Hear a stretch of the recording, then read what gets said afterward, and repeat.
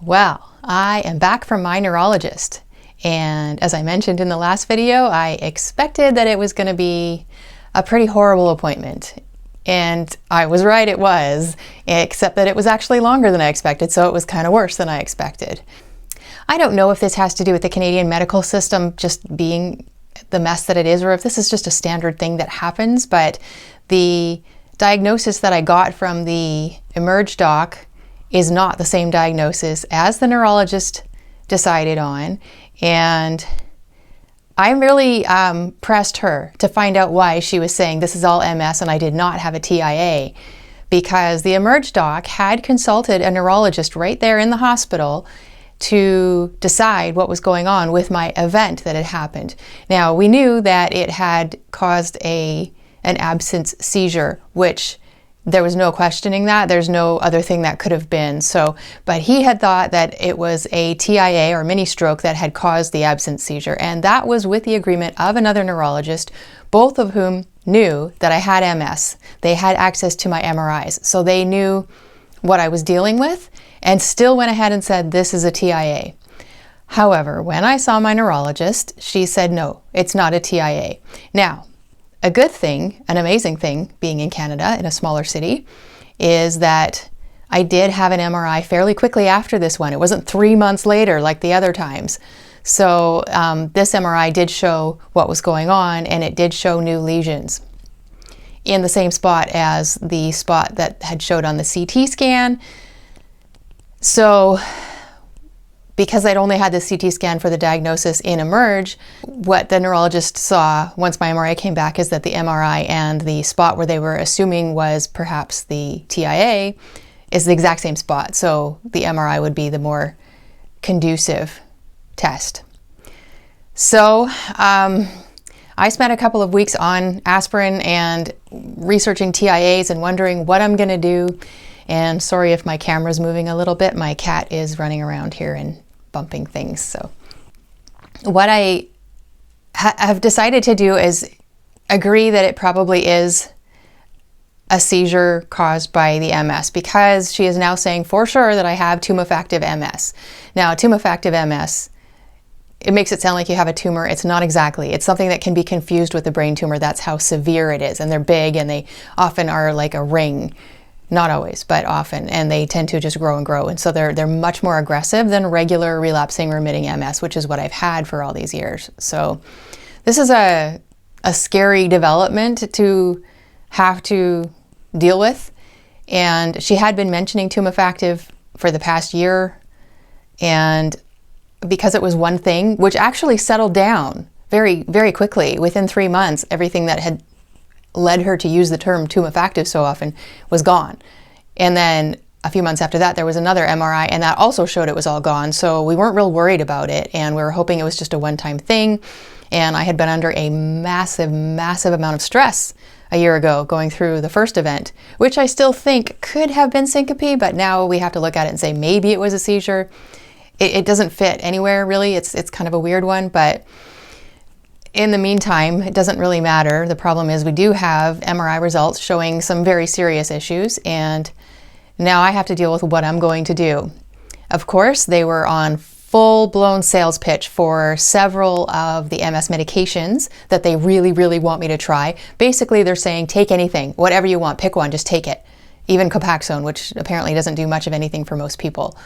But more directly, what they would prefer is there's several that they brought up, and I'll just mention a little bit about those. I won't give all the details, but one of them was, the first one mentioned was Tysabri, because I guess that one is expected to be the hardest hitting one, and the most intense and the most focused on the brain, and also has the fewest number of side effects, although it is one that can give you PML. If you have the JC virus, which more than half the population already does, it's just something that sits dormant in our system. But if you have it and you take Tysabri, you can end up with PML, which is a brain infection that can kill you and actually has a very high death rate. So that as soon as they test you positive for JC virus along the way, they have to take you off Tysabri because it's too dangerous.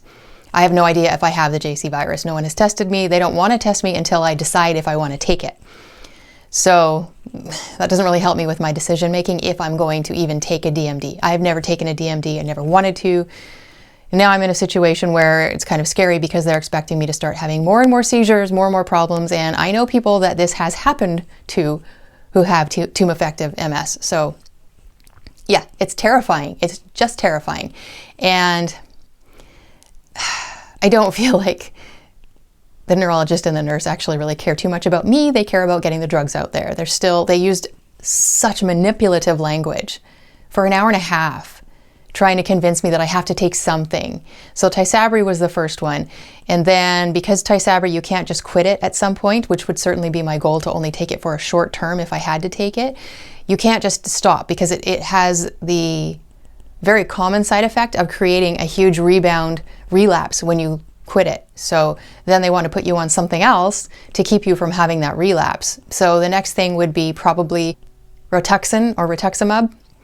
And that is a full-blown chemo drug that is used for cancer, it's used for RA, it's used for MS and a variety of other things, I think. So it's very hardcore, very hard-hitting. It's one infusion every 6 months. Tysabri is one infusion once a month, I believe. So once it's in your body, if you have any of the side effects that are like the serious, not as common, but very serious side effects, you've got it in your body. And I have so many questions, like what if you end up getting diagnosed with cancer and now you need chemo, but you're on this stuff already and it's not going to help treat your cancer?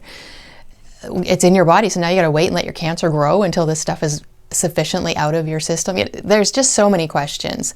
And there's also the problem that with this particular med, many people have an initial reaction during the infusion. It's a very intensive process, I gather.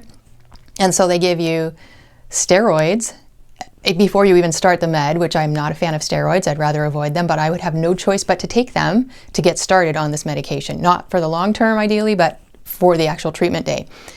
And also they want to put you on Benadryl, which I can't take Benadryl because it messes with my heart rate. It puts me into tachycardia, and we know I've got heart issues. So finding another med, they have not been clear what med I might take instead, but all of that is to help lessen the potential anaphylactic result, which is very common. It's probably the most common side effect of taking this med.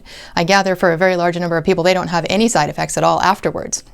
So for the 6 months, they just carry on and they feel fine. And you do have to be extra careful about things like infections, catching a cold, anything like that, because your immune system is tanked, basically. It's much lower. And so if you're around other sick people, then it could be a problem. So I'm not really looking forward to that. But it probably is the one that we're leaning most towards. The other one they wanted me to consider was Tecfidera, which I have looked into before. And that one is less scary because you take it by pill. So if you have any major effects, you just stop taking it and it will leave your body. However, the common side effects that, from what I have read, most people get to some degree or another. Some very bad, some not as bad, but still pretty miserable. And that is that you have digestive problems, digestive pain, diarrhea, all that fun stuff regularly. And also you get flushing. So like a hot flush, your skin goes beet red. Well, I already deal with that with being kind of menopausal. So adding to that is not something I'm too excited about, but that's something you would have to live with on a daily basis for as long as you're on this medication. And if I'm going to take a disease modifying drug, I have to look at what side effects I'm willing to live with, because I have a lot of other health problems, and adding more to the list is really not desirable. All of these drugs are poison and they're all going to cause problems. None of them are going to be something that you can just take for a while and get away scot-free. They're all going to have problems. Some of them can be very serious. Some of them can be just frustrating, but you have to put up with them for as long as you can handle it. There's no good answer for this. But the other thing that I'm doing on a more positive note is I decided, since I was already looking into Matt Embry and the Best Bet diet, I decided to go ahead and just switch to it from what I was doing, which was much more along the lines of Wahls. I had started off with the original Wahls diet back when that's all there was.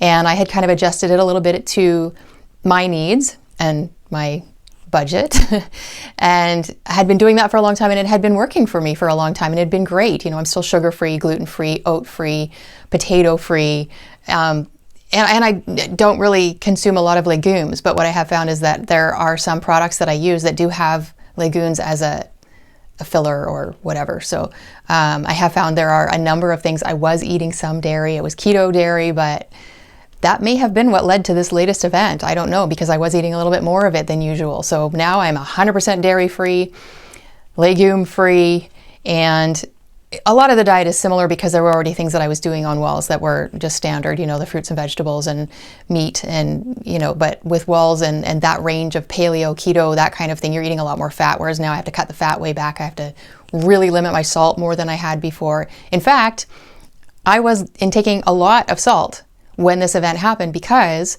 we're still investigating my heart issue. And that specialist had suggested that I take more salt in the meantime until we find out, because she was investigating things like POTS and VVS, which most people who have those have to ingest a lot more salt. So I was including more, you know, salt in my food, in my beverages, things to, you know, not go crazy, but just keep it up there to help. And it sort of felt like my heart was doing a little bit better then. But at the same time, then I found I was eating a product that was considered acceptable, but, well, for keto anyway, but it had a very high salt content to a point where I was uncomfortable with it. It was too much.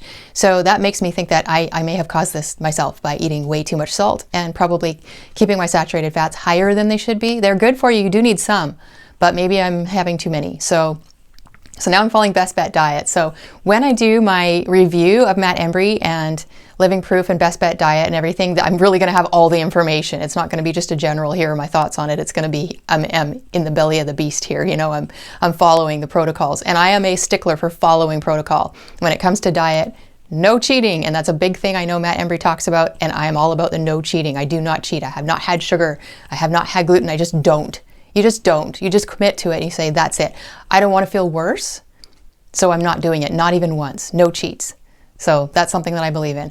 I also really want to get going more on the workouts. I've had a huge step back from that since the last event, which was recent, because I also, just before that event, have developed some kind of infection, digestive infection, which is not sorted out yet. We're still testing to figure out what is going on.